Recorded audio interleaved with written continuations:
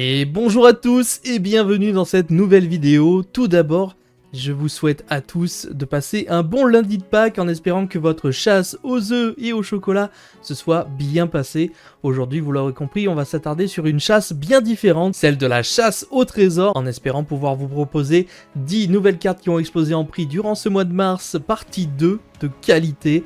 Accrochez-vous, nous sommes partis du coup pour ces 10 nouvelles cartes. Comme d'habitude, avant de commencer la vidéo, n'hésitez pas à liker, à vous abonner si c'est toujours pas fait et me lâcher un petit commentaire pour me parler un petit peu des cartes, si vous en aviez bien sûr qui soient bien différentes.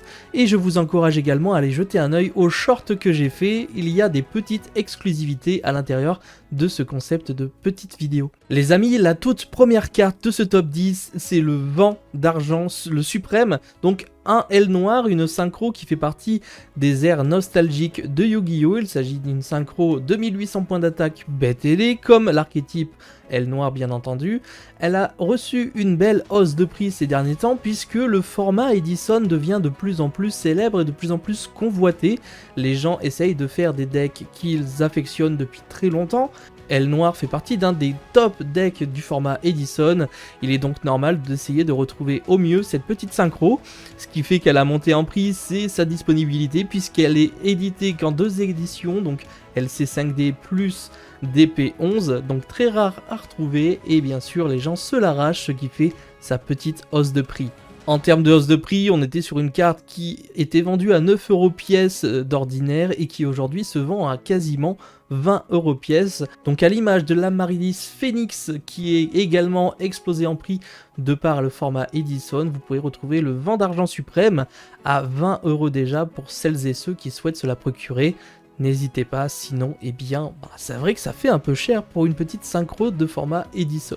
Le numéro 2 de cette vidéo, c'est Météonis Dritron. Vous l'avez peut-être déjà vu lors d'un short exclusif que j'ai sorti il y a pas si longtemps ça sur la chaîne. Météonis Dritron est une magie rituelle qui vise à accélérer justement et à être prépondérante pour la mécanique des Dritrons qui jouent avec des rituels. Il y a un support qui est annoncé dans la série l'Infini Interdit, ce qui va accélérer encore plus la mécanique de Dritron qui est déjà assez puissant. Du coup, étant donné qu'il y a du support, la carte augmente légèrement. Je le rappelle que son effet d'invoquer rituellement n'est pas une fois par tour, que la magie est facilement recyclable. Seul son effet du cimetière est un one starter, du coup elle reste quand même idéale pour le deck Dritron et une carte phare qui sera peut-être pas rééditée, du coup les gens se l'arrachent. En termes de hausse de prix, la carte était à 5 € en version ultra rare, bien sûr il existe une version collector bien plus chère également. Aujourd'hui vous pouvez malheureusement la retrouver déjà à 15 € unité, donc pour obtenir un playset de cette carte ce sera 45 €, bien que je ne sais pas si réellement elle soit jouée x3 dans le deck. Nous passons déjà à la troisième carte de ce top 10, il s'agit bien sûr de la sorcière d'invocation que vous avez tous je pense déjà vu passer. Il y a eu énormément de spéculations autour de cette carte, il y a eu une déban de cette carte lors de la banlist OCG qui a eu lieu il n'y a pas si longtemps que ça, et ce pourquoi la carte a été errata justement dans les bases de données officielles du jeu. Je vous propose l'image d'ailleurs en version originale et sans l'errata. Je n'ai pas la version errata à disposition, mais je pense qu'elle est retrouvable assez facilement si vous voulez faire la différence d'effet entre les deux. La carte étant donné qu'elle a été débannie en OCG et qu'elle est errata, on peut s'attendre également qu'en TCG chez nous, qui d'ailleurs à l'heure où je vous sors cette vidéo on ne sait toujours pas la banlist, eh bien on peut d'ores et déjà pré-shot la sorcière d'invocation qui risque de revenir petit à petit suite à l'errata de cette carte. On sait que Konami ne fait pas une errata pour laisser les cartes bannies, du coup on sait déjà qu'on peut quasiment à coup sûr ajouter cette petite carte dans les nouveautés de la banlist. Comme bien sûr il y a la carte qui sera disponible, il y aura sûrement, attention, une sortie dans un futur pack et donc une réédition de cette sorcière d'invocation, pourquoi pas dans les Rarity numéro 2. En tout cas, la carte est passée de 20 centimes à 3-4 €, même si elle était montée à quasiment 6-7 € lors de la spéculation. Donc encore une fois, n'hésitez pas à regarder vos classeurs, peut-être que vous l'avez dans la zone bannie et que celle-ci peut sortir du classeur et être vendue, gardez-en une au cas où, mais prenez conscience que l'effet de la carte sera bien errata et que ce ne sera pas tel qu'il est écrit sur la vôtre. La quatrième carte de ce top 10, c'est la chèvre noire Ri. Alors le nom est un peu bizarre, c'est vrai que moi ça m'a fait rire quand j'ai vu cette carte sortir. Il s'agit d'une secret rare qui est sortie dans le cauchemar fantôme, donc il y a peu de temps. Une carte fort intéressante également, qui pour l'instant n'est pas du tout utilisée, pas trop du moins. Et depuis peu, tout simplement, il y a eu énormément de résultats avec cette carte en OCG, notamment dans des decks labyrinthes qui peuvent en bénéficier pleinement puisqu'ils activent un effet de piège et proc les effets de l'archétype labyrinthe, vous l'aurez compris. Et de surcroît, il n'est pas impossible que cette carte soit intéressante à jouer dans le format TCG à venir, ce pourquoi la carte augmente légèrement en prix, puisqu'elle est passée de 5 € à sa sortie à 10 € aujourd'hui et est encore en train de monter. C'est pas impossible qu'on se retrouve avec des playsets qui doivent coûter 45 € également pour cette petite carte si elle trouve également sa place dans notre format chez nous.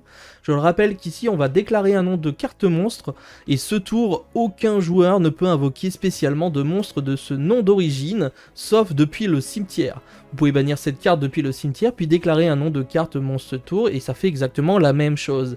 Donc vous l'aurez compris, cette carte a la double effet, il suffit de bien connaître le format et les decks qu'on va affronter et on va pouvoir soit pré-shot des cartes fort intéressantes, soit après une tutorisation de cartes monstres et on sait que ce monstre va être invoqué spécialement, on va pouvoir annoncer le nom du monstre et celui-ci ne pourra donc pas être invoqué spécialement, donc une carte qui peut à double tranchant empêcher des invocations spéciales importantes pour notre adversaire. La 5e carte de ce top 10, c'est la pointe runique, et là je vais parler pour tous ceux qui aiment bien les runiques et qui tout simplement ont voulu avoir le deck depuis un moment. Il s'avère que lorsque les Teens 2023 sont sortis, quasiment toutes les cartes runiques de mémoire ont été rééditées sauf les plus récentes. Du coup on pouvait se retrouver avec toute l'engine runique à vraiment moindre coût.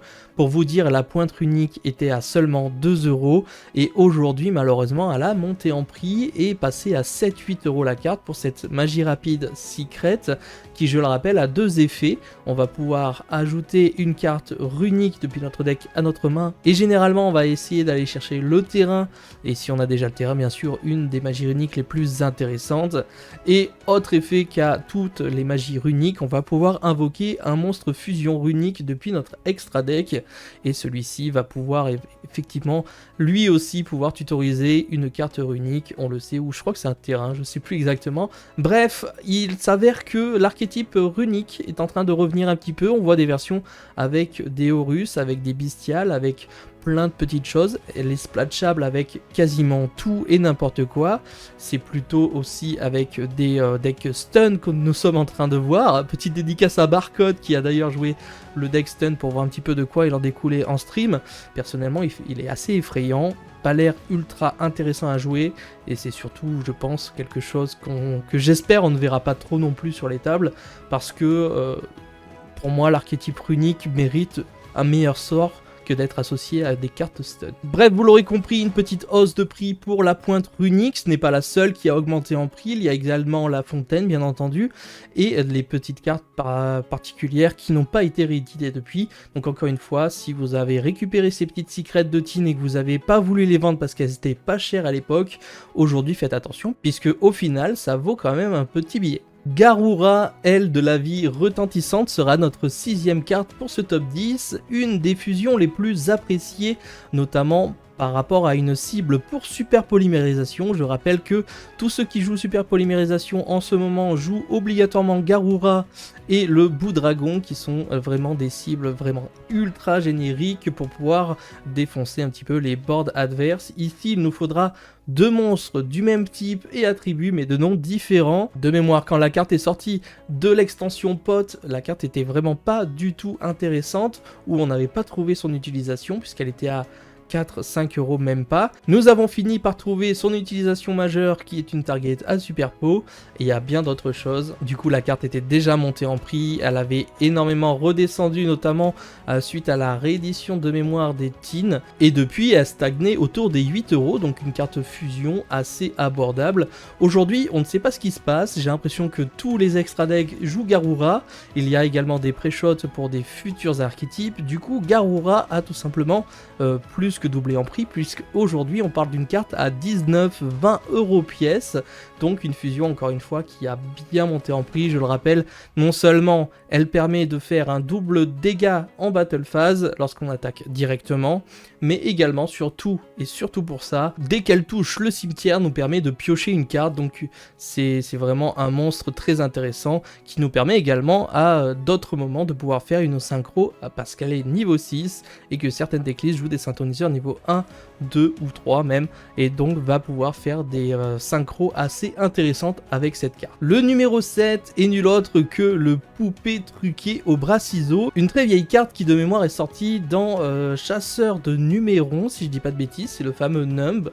Donc une carte qui bien sûr a augmenté en prix dû à l'annonce du support poupée truquée. N'en déplaise à certains, on parle énormément de poupée truquée mais surtout par la poupée truquée cauchemardesque, donc qui est à l'origine de la fameuse Puppet Lock. Ici il s'agit je pense d'une norme hyper intéressante pour le deck, puisque lorsque cette carte est invoquée normalement, on va pouvoir envoyer un monstre poupée truqué depuis notre deck au cimetière.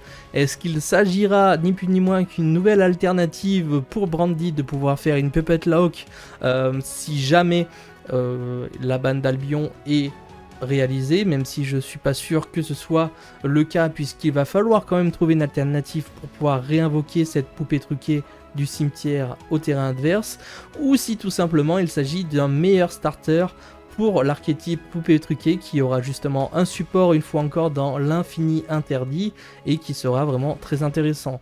De surcroît, il s'agit d'une carte qui n'a jamais été rééditée, qui est en super rare et qui tout simplement est passée de 15 centimes avant l'annonce du support à 7,50 € pièces pour la carte la moins chère sur Card Market en français. Donc encore une fois, méditez et regardez vos boîtes de rareté, il s'agit d'une super rare et mine de rien si vous en trouvez quelques-unes, c'est quand même un magnifique petit montant de 7-8 € unité qui vous est proposé, ça mériterait de ranger un petit peu vos cartes. Le numéro 8 c'est le Grand Guignol, le dragon du crépuscule, ici il s'agit d'une fusion prépondérante pour les decks Branded.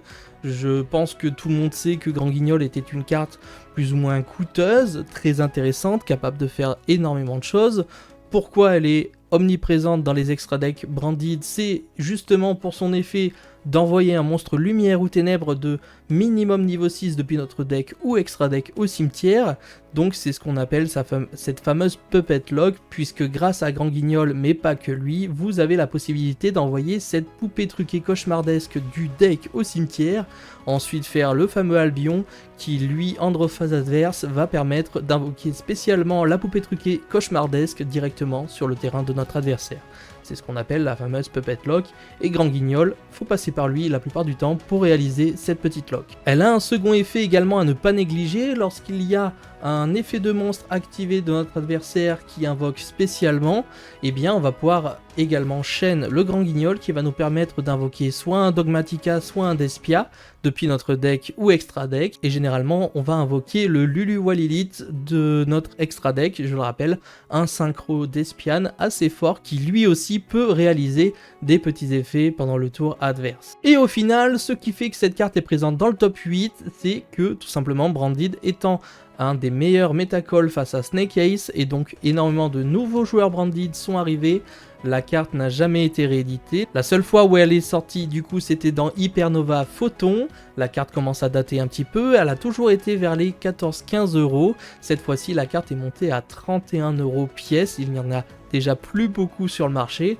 Du coup n'hésitez pas à profiter si vous ne jouez pas cette carte, car la banlist peut être vraiment cruciale et détruire tout l'aspect économique de Branded. Nous passons désormais à la 9ème carte de ce top 10, c'est la magie de Mousquet dernier acte. Eh bien, il subit également une énorme hausse de prix assez simple. Donc son effet, c'est lorsque votre adversaire active une carte magie piège, tant que vous contrôlez un monstre magie de Mousquet, annulez l'activation si vous le faites détruisez la carte. La carte est très simple, il s'agit d'un contre-piège, donc une carte vraiment très forte à laquelle on ne peut répondre qu'avec un autre contre-piège bien entendu. Et donc une carte qui va vraiment tout simplement pouvoir nous permettre de sauver notre board et d'annuler des effets qui peuvent être un peu gênants du côté adverse. Ici, la carte est montée en prix tout simplement car l'archétype Mousquet tout simplement va bénéficier d'une carte qui sortira encore une fois dans l'infini interdit, qui va nous permettre de pouvoir tutoriser tout simplement un monstre démon et accélérant ainsi la mécanique des monstres mousquets qui sont tous démons. Le deck en gros a une stabilité énorme et deviendra potentiellement jouable voire très fort, ce qui fait que ces petites cartes d'archétype à l'image de la magie rapide que je vous ai présentée dans la partie 1 du mois de mars, d'ailleurs je vous invite à la regarder, vous avez les deux qui ont monté en prix suite à cette petite annonce, car je pense que le deck du coup grâce à cette carte va pouvoir tourner beaucoup mieux. En termes de hausse de prix, la carte était quand même à 1€ pour une secret non jouée. Elle est passée actuellement à 7€ unité et encore une fois, c'est un petit pré-shot avant la sortie officielle. Peut-être qu'après la sortie officielle du support, eh bien tout simplement la carte explosera encore plus en prix car je ne vois pas réellement Konami rééditer ce type de carte dans les mois à venir. Et enfin, la dernière carte de ce top 10 les amis, c'est la fusion d'absorption et là je vais vraiment avoir besoin de vous parce que je ne comprends absolument pas le pourquoi du comment cette carte a littéralement explosé en prix. Si je vous dis son prix, ça n'aurait pas vraiment de sens puisqu'à l'heure actuelle il n'y en a que 2 sur Card Market, une d'un étranger à 9,99€ et l'autre à 1000€ pour faire une petite attente de prix correct de la carte. Ici, il s'agit d'une carte pour les chevaliers gemmes, donc une carte magie normale qui permet de tutoriser un chevalier gemme et si on le fait, on va pouvoir invoquer par fusion un chevalier gemme en utilisant les matériels qui sont listés depuis notre main ou terrain comme d'habitude. On ne peut utiliser qu'une seule fois cette petite carte et il s'agit tout simplement d'une ultra rare qui était sortie dans la série Core. Donc attention, est-ce qu'il y a une spéculation, du support pour les chevaliers gemmes, une tech carte très intéressante pour un deck qui sera peut-être méta sur du long terme, ou alors tout simplement une carte un peu hype, un peu qui a été sold out pour essayer de faire du bénéfice, ou encore une fois tout simplement une carte de collection pour la série Core, pour les collectionneurs de full set, je ne sais pas du tout. Si vous en avez, ça pourrait peut-être réguler et mettre enfin un prix sur cette carte, car à l'heure actuelle, eh bien, on ne peut vraiment pas se faire une idée du prix de cette carte. Donc bien sûr, j'attends vos réponses en commentaire. Si vous avez un autre avis, ou vous savez pourquoi elle a augmenté en prix ou était tout simplement sold out, n'hésitez pas à m'en faire part en commentaire.